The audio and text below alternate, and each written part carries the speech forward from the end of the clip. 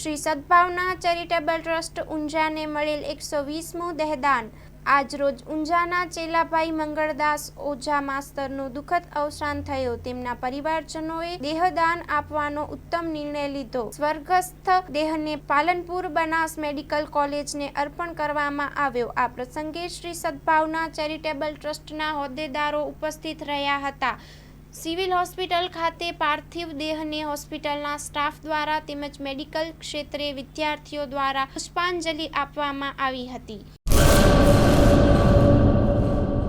દાડમના rest પીરિયડની best માવજત ટ્રાઇકોમિલ, ફોસ્ફોમાઇસિલ અને doctor માઇસિલ. શક્તિશાળી બેક્ટેરિયા, એક્ટિવ કાર્બન, માઇસિલિયા અને બધા જ પોષક તત્વોથી ભરપૂર ટ્રાઇકોમિલના ઉપયોગથી દાડમના પાકને મળશે સમતોલ ખોરાક. એક્ટિવ કાર્બન ધરાવતા ઉચ્ચ ગુણવત્તાયુક્ત ફોસ્ફેટિક ખાતર ફોસ્ફોમાઇસિલ દ્વારા દાડમનું વધુ ઉત્પાદન આપવા માટે છોડ બનશે સક્ષમ. ભારતમાં પ્રથમ માઇક્રોરાઇઝલ ફૂગ સાથે કુદરતી કેલ્સાઇડ અને ઉપયોગી સૂક્ષ્મ તત્વો તેમજ કુદરતી હોર્મોન્સનું મિશ્રણ એટલે ડોક્ટર માઇસિલ. ડોક્ટર માઇસિલના ઉપયોગથી તંતુ મૂળને પોષણ અને રક્ષણ મળશે અને સાથે જ પોષણયુક્ત દાડમના છોડની ઉત્પાદન ક્ષમતામાં વધારો થશે.